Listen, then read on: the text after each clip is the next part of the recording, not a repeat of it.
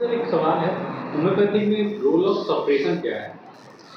Homeopathy में suppression के बारे में एक डिटेल डिस्क्रिप्शन दिया हुआ है। सप्रेशन होम्योपैथी का एक इम्पॉर्टेंट पार्ट हो जाता है। ट्रीटमेंट के दौरान जब हमारे पास पेशेंट आता है तो सबसे पहले हम उसे फाइंड आउट करने की कोशिश करते हैं कि ये जो डिज़ीज़ डेवलप हुई है, जो पेशेंट क्रॉनिक डिजीज़ लेके आ रहा है, इस डिज़ीज़ का कोई रूट कॉज तो नहीं रहा है, या इसको कह सकते हैं anamnesis of the case. Anamnesis मतलब होता है जर्नी ऑफ पेशेंट।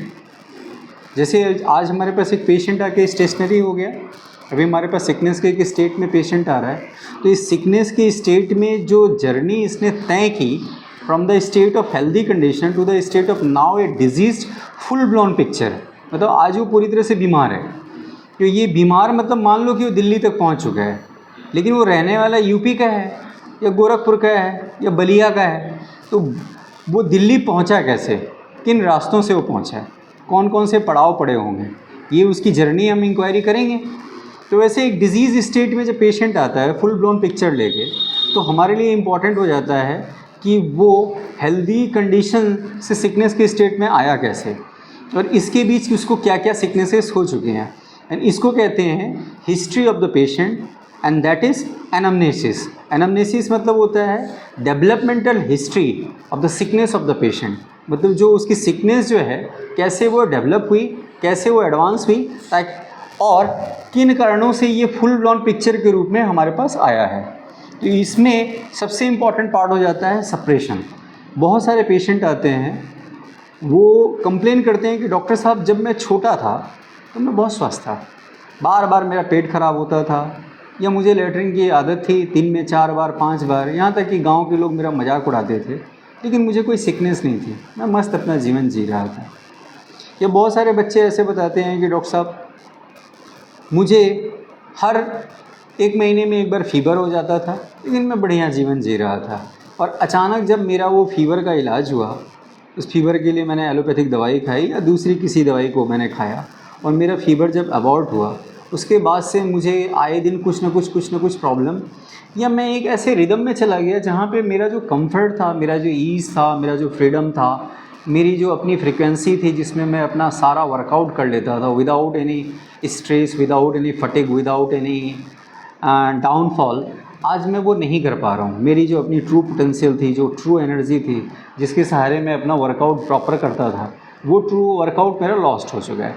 तो there is a particular disease condition, जैसे पेशेंट पहले सफ़र करता था, एंड वो सफरिंग जब उसके साथ थी, वो डिज़ीज़ उसके साथ जुड़ी हुई थी, तब वो किस स्टेट में था, state of maximum ease and comfort. लेकिन वो जैसे ही उससे अलग हुई, मतलब वो सप्रेशन में हुई, जिसको कहते हैं अबॉर्ट होना।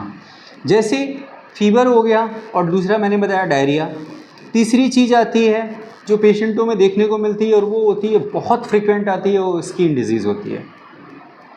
अदर्स मेडिकल साइंसेस इसको नहीं एक्सेप्ट करते हैं, लेकिन होम्योपैथी इस पर बहुत स्ट्रॉन्ग फोकस करती है, और इसके ऊपर में हैनीमैन ने एक चैप्टर बना के रखा है, और माइज़म का एक इम्पॉर्टेंट पार्ट हो जाता है, जिसको कहते हैं role of psora in a chronic disease. इसको सोरिक कंडीशन भी कहते हैं। तो सोरा के ऊपर में हैनीमैन ने बहुत मतलब क्रॉनिक डिजीज़ में एक लंबा डिस्क्रिप्शन दिया हुआ है, और उस डिस्क्रिप्शन में उन्होंने सिर्फ सप्रेशन के केसेस के बारे में बताया है कि कैसे जितने भी केसेस उनको मिले, सब में कहीं ना कहीं एक कॉमन हिस्ट्री रही है, और वो सप्रेशन की। सप्रेशन मतलब उसको स्किन डिजीज़ हुई थी, उसने क्या किया, मेडिसिन या किसी तरीके के ऑइंटमेंट के बाद जैसे ही वो स्किन डिजीज़ को ठीक किया, उसके बाद उसको आए दिन कुछ ना कुछ problem, various problems like piles हो गया, एज़मा हो गया, गैस्ट्रोइंटेस्टाइनल डिसऑर्डर हो गया, या बहुत सारे पेशेंटों को मेंटल सिकनेसेस, इसमें मानसिक रोग डेवलप हो गए। So this all are having one common origin, and वो सोरा, इसको हैनीमैन ने 12 साल लगा के खोजा था, जिन्होंने माइज़म की थ्योरी के साथ ही इसको डिस्कवरी की थी कि कहीं ना कहीं हमारे डेवलपमेंटल हिस्ट्री में अगर सिकनेस डेवलप हो रही है, उसमें सबसे इम्पॉर्टेंट रोल होता है कहीं ना कहीं सप्रेशन का। तो उसमें सप्रेशन में जो सबसे इम्पॉर्टेंट पार्ट आ जाती है, वो होती है स्किन डिजीज़ की सप्रेशन। एंड होम्योपैथिक ट्रीटमेंट के दौरान ये देखा गया है कि अगर आप सही मेडिसिन देते हो और patient on the way of recovery जाता है, तो जैसे जैसे पेशेंट रिकवरी की तरफ मूव करता है, ये स्किन डिजीज़ वापस से रीअपीयर करते हैं। पेशेंट आके कंप्लेन करते हैं, डॉक्टर साहब मुझे खुजली हो रही है, डॉक्टर साहब दाने निकल रहे हैं, डॉक्टर साहब बहुत भयंकर खुजली हो रही है। So what did it signifies? ये सिग्निफाई कर रहा है कि जैसे बॉडी को एक मौका मिला, डिफेंस सिस्टम को वापस मौका मिला, डिफेंस सिस्टम ने अपने उस बैक जर्नी को स्टार्ट किया। इसको कहते हैं बैक ट्रैकिंग। मतलब जिस स्टेट ऑफ सिकनेस, जो उसका जो नेचुरल हेल्दी स्टेट था, जहाँ वो अपने रिदम में था, उसकी तरफ वो जाने की, और वहाँ से ये सिकनेस के स्टेट में आया था। ये सिकनेस अब धीरे धीरे डिज़ोल्व हो रही है और वापस वो अपने नॉर्मल हेल्दीएस्ट स्टेट में जाने की कोशिश कर रहा है। तो इसके बीच में जो जो स्टेशंस आए थे, तो उसमें सबसे इम्पॉर्टेंट स्टेशंस आया था, जो सबसे इम्पॉर्टेंट उसकी सिकनेस डेवलप हुई थी, जिसका सप्रेशन हुआ था, स्किन डिजीज़, वो वापस देखने को मिलती है, पेशेंट बताते हैं। और कुछ पेशेंटों में पुराना नज़ला, पुराना डायरिया, कुछ लोगों में क्या कहते हैं, अगर ल्यूकोरियल डिस्चार्जेस सप्रेस्ड हुए हों तो वो देखने को मिलते हैं। कुछ लोगों में गोनोरियल डिस्चार्जेस सप्रेस्ड होते हैं, वो देखने को मिलते हैं। कुछ लोगों में सिफिलिटिक अल्सरेशंस अगर रहते हैं तो वो वापस रिटर्न आते हैं। तो ये आने का मतलब ही है कि we are on the track. हमने जब क्योर के प्रोसेस से स्टार्ट किया तो हम इसमें एक केंट के ऑब्जर्वेशंस की बात आती है। And when old symptoms are observe to reappear, इसको कहते हैं। Old symptoms are observe to reappear. ये ऑब्जर्व टू रीअपीयर का मतलब क्या हुआ? जो पुराने दबे हुए सिम्टम्स थे, जिनका दमन कर दिया गया था, जिनको सप्रेशन कर दिया गया था, और उसके बाद एक full blown picture of sicknesses develop हुई थी, अगर उस पर सही मेडिसिन्स पड़ती है और वो सिकनेस अपने नॉर्मल हेल्दी स्टेट में जाने की कोशिश करती है, ऑर्गेनिज्म सिकनेस के स्टेट से हेल्थ के स्टेट में, बेटरमेंट के स्टेट में मूव करना शुरू करता है, तो ये सिम्टम्स ऑब्जर्व होना या अपीयर होना शुरू कर देते हैं। Why they are reappearing? क्योंकि ये उस मानव जीवन के या उस पेशेंट की लाइफ का एक इम्पॉर्टेंट माइलस्टोन थे। जब वो था तो पेशेंट हेल्दीएस्ट स्टेट में था, लेकिन वो दबाव पड़ा या उसका सप्रेशन हुआ, दमन हुआ, और उसके बाद में पेशेंट एक फुल ब्लॉन सिकनेस के स्टेट में या ट्रू क्रॉनिक डिजीज़ को लेके डॉक्टर के पास आता है। तो ये हो गया एक सप्रेशन की हिस्ट्री, इसको कहते हैं फिजिकल सिम्टोमेटोलॉजी। अब आता है मेंटल इमोशंस का सप्रेशन। मानसिक रूप से हमारे अंदर बहुत सारी भावनाएं होती हैं, जिसमें किसी ने अचानक किसी के साथ बहुत अपमानजनक तरीके से बिहेव किया, बदतमीजी की, या ऑफिस में बॉस ने अपने सबऑर्डिनेट के साथ बहुत बदतमीजी से, बहुत जलील तरीके से व्यवहार किया, जबकि सबऑर्डिनेट अपनी जगह सही था, वो अपना वर्कआउट कर रहा था। अब उसको ये बेइज्जती तो महसूस हुई, साथ ही साथ उसको इनजस्टिस महसूस हुआ कि मैं तो सही था, तो ये मेरे साथ जो ये बॉस का एटीट्यूड था, भले ही मैं सबऑर्डिनेट हूँ, लेकिन ये बॉस का जो एटीट्यूड था वो सही नहीं था। तो यहाँ वो इंडिग्नेशन के स्टेट में जाना शुरू करता है, एंड इसके बाद में उसमें आए दिन कुछ ना कुछ सिकनेसेस स्टार्ट हो जाती है। एंड दूसरा केसेस देखने को मिलता है छोटे बच्चों को, जिसको कहते हैं एडमोनिशन एग्रावेशन। एडमोनिशन मतलब हो गया, बच्चा स्कूल गया था, मास्टर जी ने उसको डांट फटकार लगाई, जबकि वो गलत नहीं था, और उस डांट फटकार के बाद आने के बाद उसको बुखार चढ़ गया। तो ये सिम्टम्स हम लोगों को, ये हिस्ट्री हम लोगों को देखने को मिलती है, जिसको कहते हैं सप्रेशन ऑफ इमोशंस। अब सप्रेशन ऑफ इमोशंस में एक और इम्पॉर्टेंट पार्ट आ जाती है honour wounded, element from honour wounded. मुझे एक केस मिला था, इसमें एक 60 साल के मास्टर जी थे। पूरी ज़िंदगी वो आइडियल मास्टर जी का रोल निभाए, पूरी ज़िंदगी वो एक आदर्श शिक्षक का रोल निभाए। वो कभी चाय की दुकान पे नहीं बैठते थे, कभी उन्होंने पान मसाला पुड़िया नहीं खाया कि बच्चे या समाज के लोगों पे बुरा असर पड़ेगा। एंड पूरी ज़िंदगी वो एक सेक्रीफाइसेस में या आदर्श, इसको कहते हैं आइडियलिज़म का जीवन उन्होंने जिया। उनके सम्मान में लोग रास्ते में खड़े हो जाते थे। लेकिन रिसेंट में ही उनको रिटायर हुए, और रिटायर होने के बाद अचानक उनको हार्ट अटैक आ गया। तो पहले आदमी कहाँ जाता है? पहले आदमी जाता है एमडी डॉक्टर्स के पास, डीएम के पास, आईसीयू में जाता है। तो सारे डॉक्टरों ने अपने अपने प्रयोग किए, अपनी अपनी दवाइयाँ दी, लेकिन उसके बावजूद वो ठीक नहीं हो रहे थे। तब उनको ऐसा लगा कि अब अगर ये सारे रास्ते से मेरा इलाज नहीं हो पा रहा है, तो कैन आई ट्राई होम्योपैथी।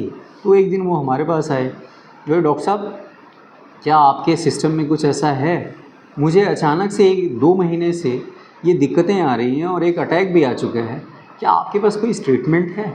तो मैंने कहा कि बाबूजी आप 60-62 साल तक तो नॉर्मल लाइफ लीड कर गए, आपकी सारी रिपोर्ट्स नॉर्मल है, फिर अचानक ऐसा क्या हुआ कि आप पहाड़ जैसे आदमी को और अचानक इतना बड़ा झटका लगा कि वो पूरा चकनाचूर हो गया। बोले डॉक्टर साहब मैं भी कुछ समझ नहीं पा रहा हूँ, कोई मेडिकल हिस्ट्री नहीं है, कोई स्ट्रॉन्ग इंडिकेशंस नहीं है। फिर मैंने उनसे पूछा कि आपकी फैमिली हिस्ट्री कैसी है, फैमिली कैसी चल रही है। बोले फैमिली सब सही है। बोले बच्चे कितने हैं? बोले क्या बताएं डॉक्टर साहब, एक ही बच्चा था, उसकी शादी के बाद बहू आई और बहू 2 दिन नहीं हुआ बोल रही है कि मुझे यहाँ नहीं रहना है, मुझे बांट दो। मुझे बांटने से दिक्कत नहीं है, दिक्कत इस बात से है कि अगर मैं उसको बांट कर अलग कर देता हूँ या वो घर छोड़ के चली जाती है अपने हस्बैंड के साथ, तो समाज के जो लोग जिनको मैंने आदर्श का पाठ पढ़ाया था, जो सैद्धांतिक चीज़ों के बारे में मैंने आज तक चर्चाएं की थी, जो सैद्धांतिक जीवन का मैंने एक बड़ा एग्ज़ाम्पल या उदाहरण सेट किया था, वो लोग मेरे बारे में क्या सोचेंगे। और यहाँ से एलिमेंट फ्रॉम ऑनर वुंडेड की हिस्ट्री देखने को मिलती है। और इसमें हमारे होम्योपैथी में मेडिसिन्स है, जैसे ही मेडिसिन्स पड़ती है उनकी बीपी, जिस समय हमारे पास आए थे बीपी थी 160/90 और सुबह में बीपी घट के आ जाती है 120/40। जो सप्रेशन की कहीं ना कहीं एक स्ट्रॉन्ग हिस्ट्री मेंटल सप्रेशंस की देखने को मिलती है। दूसरे केस से मैं ये बताना चाहूँगा कि मेरे पास एक पेशेंट आया था जिसको मेंटल स्ट्रोक, ब्रेन स्ट्रोक हुआ था। सो सेरेब्रोवास्कुलर एक्सीडेंट हुआ एंड स्ट्रोक इन इवोल्यूशन था। स्ट्रोक इन इवोल्यूशन मतलब धीरे धीरे वो स्ट्रोक एवोल्यूशंस की तरफ जा रहा था एंड हेमोरेजिक स्ट्रोक था। जैसे कहते हैं कि थ्रोम्बोसिस, हेमोरेज, एम्बोलिज्म, ये बहुत सारे फेजेस होते हैं। तो ये हेमोरेज धीरे धीरे एडवांस हो रहा था। जैसे वो हमारे पास आई, ये बायां हाथ पूरा फ्रीज हो गया था। ये अपनी वॉलंटरी विल से, अपनी इच्छा शक्ति से ना वो आगे ले आ पा रही थी, ना पीछे, ना ऊपर उठा पा रही थी। तो मैंने देखा, मैंने कहा कि इनको तो फर्स्ट अटैक आ चुका है, सेरेब्रोवास्कुलर एक्सीडेंट हो चुका है, आप इनको लेके जाइए किसी न्यूरो के डॉक्टर को दिखाइए। पेशेंट विलिंग नहीं था, उसके पारिवारिक स्थिति या फाइनेंशियल स्टेटस अच्छी नहीं थी। उसने कहा कि आप भी तो डॉक्टर हो, तो आपकी होम्योपैथी में कुछ तो ऐसा होगा। मैंने कहा हाँ होम्योपैथी में है, लेकिन मैं अगर कोशिश करूँगा तो हमारे हिसाब से करने दे, आपको देने होगा। बोले ठीक है। और उस समय पेशेंट की बीपी थी 180/90। मैंने टोटलिटी ली, टोटलिटी लेने के बाद मेडिसिन्स दी और मेडिसिन्स पढ़ने के बाद जैसे जैसे ग्रेजुअली बीपी डाउन होना शुरू किया, साइमल्टेनियस उनको एक फ़ीवर राइज होना शुरू किया और फीवर बढ़ के चला गया 102। तो उन्होंने कहा कि डॉक्टर साहब ये बुखार चढ़ रहा है। मैंने कहा कि बुखार चढ़ रहा है, आपको परेशान होने की कोई ज़रूरत नहीं है, ये बुखार इनको रहेगा और इस बुखार को अबॉर्ट मत कीजिएगा। अगर इस बुखार को आप अबॉर्ट कर देते हैं तो ये बुखार अगर अबॉर्ट होगा तो इनका जो ये सेरेब्रोवास्कुलर एक्सीडेंट है ये एडवांस हो जाएगा और इसके बाद इनकी रिकवरी करानी बड़ी टफ हो जाएगी। ये बात वो माने। रात भर तो पेशेंट बेटर रही। सुबह 4 बजे उनके बेटे ने एक एंटीपायरेटिक पैरासीटामोल खिला दिया और जैसी पैरासीटामोल वो पेशेंट खाई है, बीपी वापस चली गई है 190/100 और हाथ में था, ये पैर में भी लकवा मार दिया। अब उस स्टेट ऑफ पैरालिसिस में वो आई हैं और स्ट्रेचर पे लाद के लाई गई। मैंने देखा, मैंने कहा कि ये क्या स्टेट है, ये ऐसे कैसे हो सकता है। बोले डॉक्टर साहब कुछ नहीं, आप ही की दवाई चल रही थी। मैंने कहा ऐसे तो होता नहीं है, होम्योपैथी तो एक फिक्स लॉ पे बेस्ड है। अगर लॉ सही है तो इस तरह की तो सिम्टोमेटोलॉजी आनी नहीं चाहिए। बहू ने कन्फेस किया कि डॉक्टर साहब आपने जैसे कहा था कि फ़ीवर को कुछ नहीं देना है, फ़ीवर के लिए कोई एंटीपायरेटिक नहीं देनी है, तब तक तो ये ठीक थी। सुबह 4 बजे मेरे हस्बैंड ने जैसे ही इनको पैरासीटामोल खिलाया और इनका फ़ीवर बढ़ के फ़ीवर कम हुआ और इनका बीपी बढ़ के 190/100 हो गया और इसके बाद इनका ये कंडीशंस धीरे धीरे और वर्सेन हो गया, मतलब ख़राब कंडीशन में चला गया। तो मैंने कहा कि आप इसको लेके जाइए। फिर वो अनविलिंग थे, बोले नहीं डॉक्टर साहब एक मौका और दो। मैंने कहा चलो मैं एक कोशिश करता हूँ, लेकिन अगर आप अपने एक्सपेरिमेंट ऐसे चालू रखेंगे तो भी ट्रीटमेंट का कोई मतलब नहीं बनेगा, क्योंकि ट्रीटमेंट किसी की लाइफ को बचाने के लिए होता है, किसी की लाइफ को वर्सन करने के लिए नहीं होता है। इसके बाद फिर मैंने उसी मेडिसिन के 1 mg के डोजेस 4 डोजेस दिए और बुखार चढ़ा फिर 102। बुखार पूरी रात रहा, सुबह 11 बजे तक बुखार रहा और 11 बजे के बाद बुखार अपने आप उतरा है और उतरने के बाद शाम को वो हमारे पास चल कर आई हैं, उनके हाथ और पैर उठने लगे। फिर उन्होंने एक ही चीज़ कंप्लेन की, डॉक्टर साहब इसमें स्ट्रेंथ नहीं आ रहा है, पावर नहीं आ रहा है। मैंने कहा अम्मा थोड़ा वेट करो। और इसके बाद में होम्योपैथी में एक मेडिसिन आती है कॉस्टिकम, क्योंकि उनकी टोटलिटी कॉस्टिकम की थी। सप्रेशन की हिस्ट्री थी, इनजस्टिस टॉलरेट नहीं कर पाती थी, सिंपैथेटिक थी, गुस्सा बहुत ज़्यादा आता था। और जैसे ही कॉस्टिकम पड़ी वो वापस से उनके हाथों के और पैरों का जो स्ट्रेंथ था वो वापस आ गया। तो ये हुआ सप्रेशन की हिस्ट्री, और ये सप्रेशन की हिस्ट्री होम्योपैथी में बहुत इम्पॉर्टेंट हो जाती है।